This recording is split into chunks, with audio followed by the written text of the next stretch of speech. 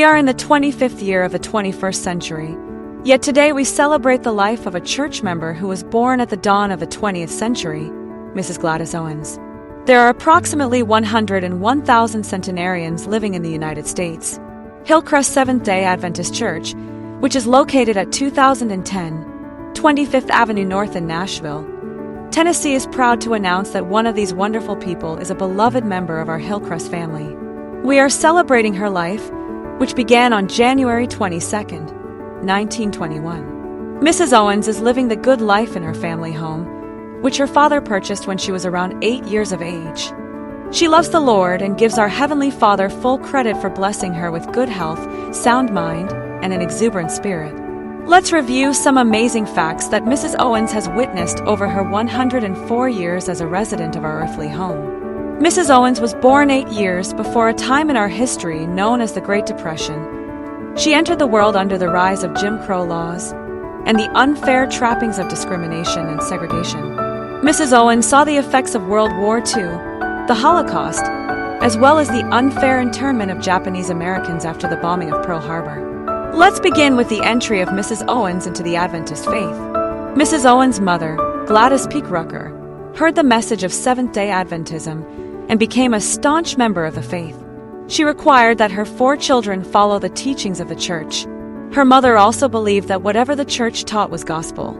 She even limited the time that her children could spend with other family members because no one else in her mother's family had joined the church.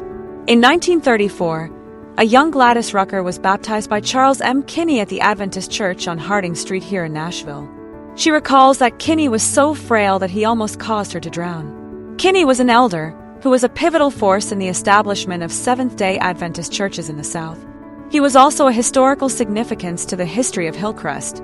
It is documented within church records that young Gladys Rucker Owens saw and experienced the Seventh-day Adventist Church grow from its infancy in the segregated South to the dynamic pillar of influence across the global community. Now let's review some of the innovations that Mrs. Owens has witnessed over the 20th and 21st centuries.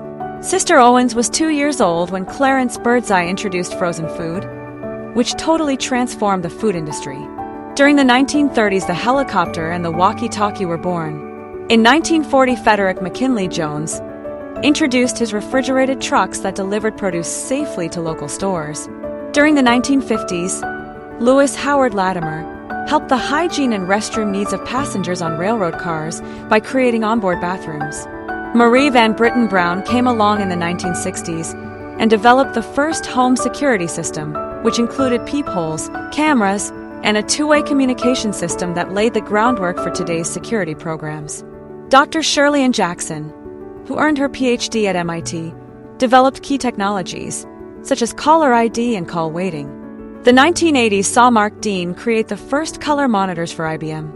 Mae Jemison became the first African-American woman to fly into space aboard the Space Shuttle in 1992, while Stephanie Wilson followed right behind Mae in 2010. Dr. Joy Buolamwini is currently leading research on algorithmic, bias, and facial recognition technology.